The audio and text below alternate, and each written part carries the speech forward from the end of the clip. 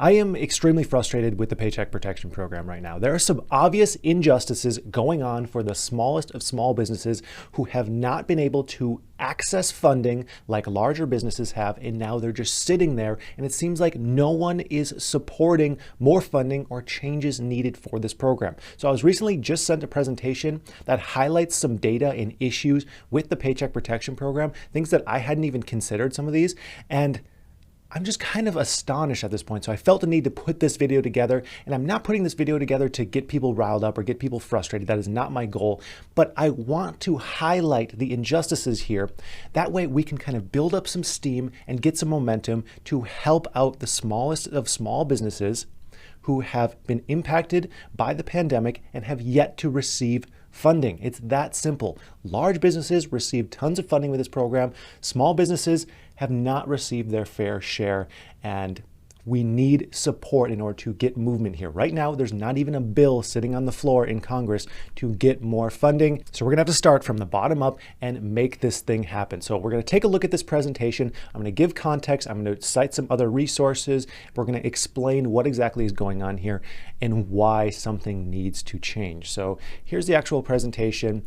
It's about why the Paycheck Protection Program should be recapitalized, why they should add more funds, and why it should be extended. And they're basically saying that America's smallest businesses have not had their fair shake here with this program. So here's a brief timeline. We can see the first funding was allocated $280 billion back in last March of 2020.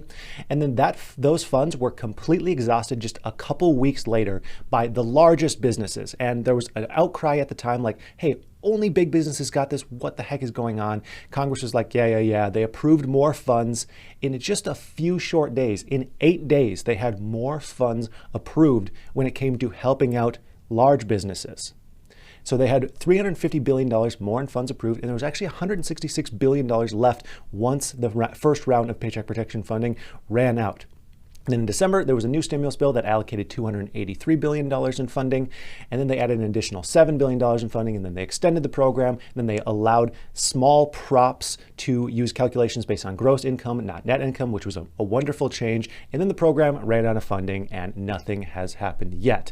As we can see here, more funding got added in 8 days when it came to helping out large businesses. It's been well over 8 days for small businesses, and there's not even a bill on the floor yet. So that's what's extremely frustrating here. We just want everyone who's been impacted to get their fair shake here. That is it. So moving on from here, is this fair? So they highlight various issues as to whether this is fair or not, and hint, hint, it's really not very fair. So access to funds, they say that 60% of big businesses receive 93% of the funds. I'm not a huge fan of that statistic here because according to them, a big business is any business with 1 or more employees. I think that this stat should probably be something like 50 or 100 employees plus. But either way, they're saying that sole props, solo operators only received 7% of the funds, which does not make sense. There's a little bit more context here on the largest of large loans. This is from 2020. The top 1% of loans accounted for more than 25% of all loan value. So we do know that the very largest businesses are still getting a disproportionate share, even though I wouldn't exactly say a business with 1 or 2 employees is a large business. Available time, they say that large businesses had 270 days to receive a loan, where sole props only had 70 days. Now, this wasn't actually written in law anywhere, but they're talking more about how the rules and guidelines for the program made it very hard for sole props to receive their loans, with exception of this 70-day period. And then banking relationships, this was especially an issue in the first round. People were scrambling to try and find a bank that would even give a PPP loan to someone who wasn't a non-customer or didn't already have a relationship with their bank.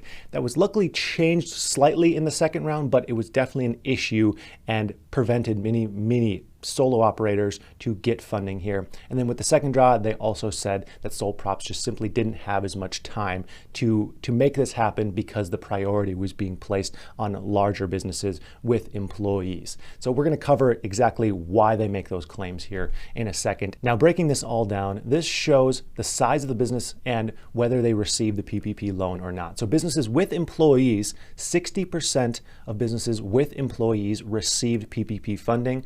Only 10% of businesses without employees receive PPP funding. So there's a huge need here. Then as of May 2nd, only about 3 million loans of the total 10.7 million approved went to sole props with no employees, despite the fact that there are 32 million businesses in America and 23 million of those, the majority don't have employees. So this scale just doesn't exactly make sense.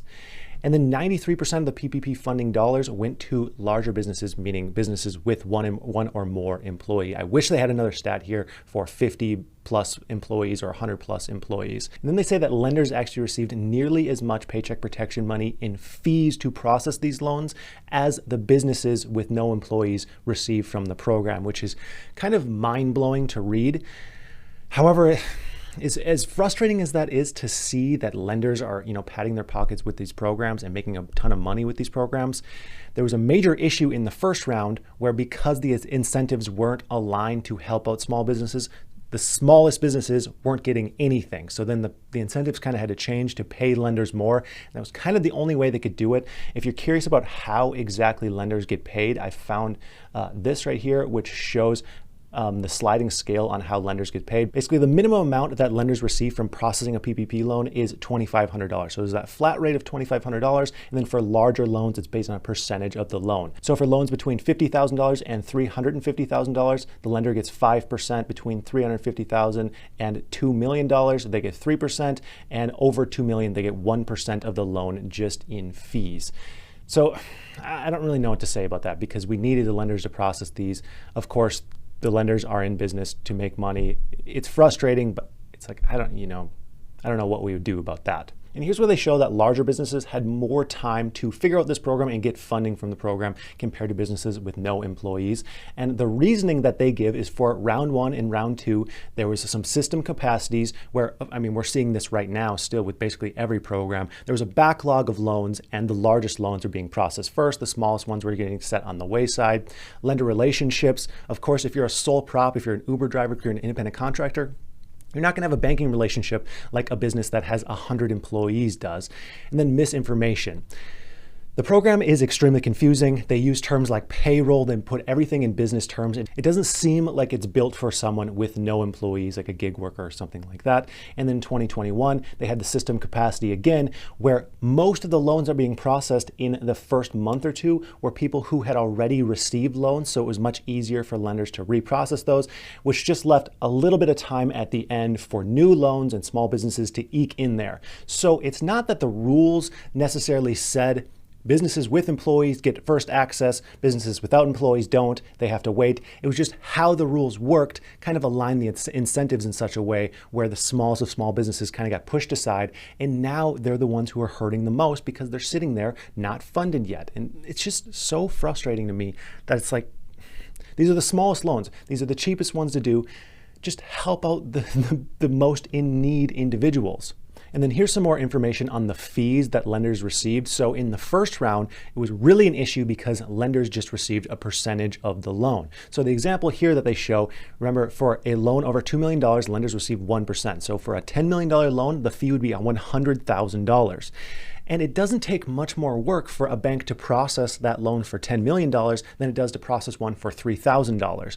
And likely a large business is going to have all the documentation that they need on deck that they can just send to the lender. So of course, banks who are in business to make money are going to focus on the large businesses that have easier applications and can make them way more money, which cause issues with this program where they're saying, let's say it costs $2,000 for a bank to process one of these loans.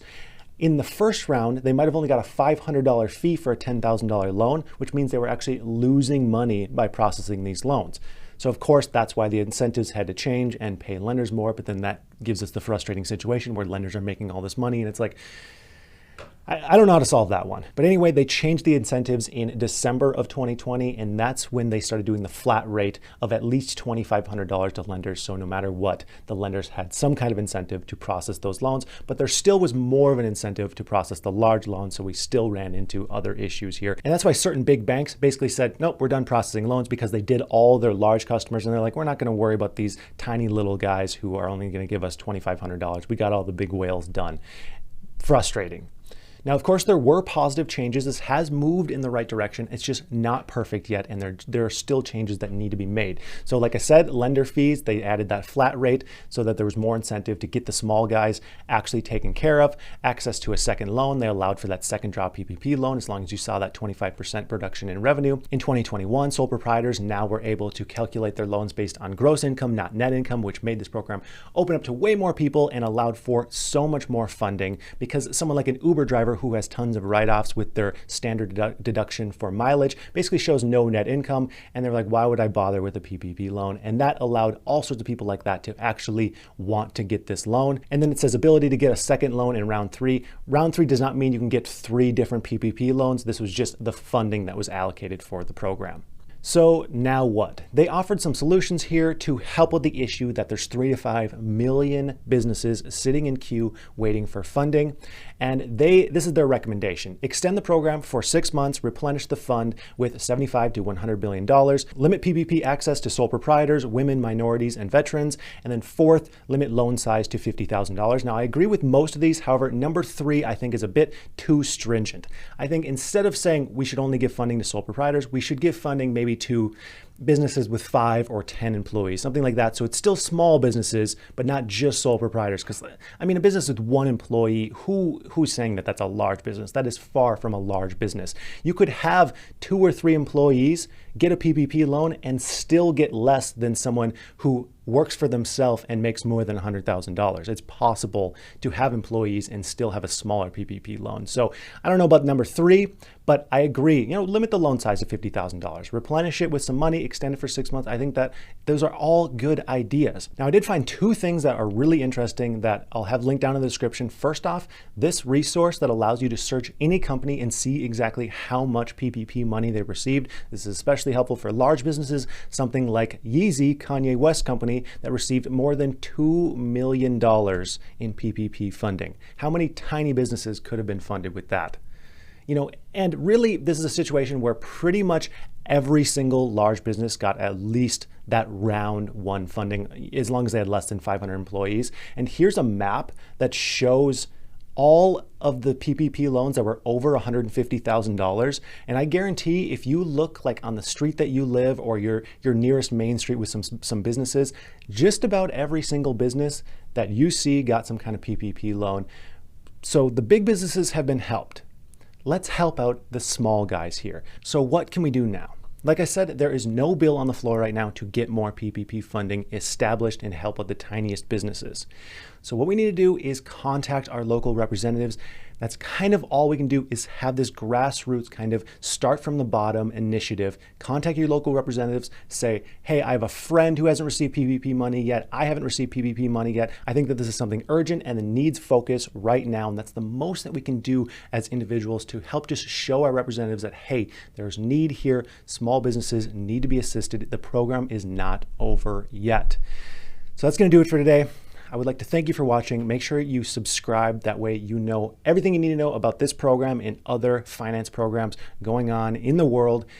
I'd like to thank you for watching, and I hope you have a profitable day.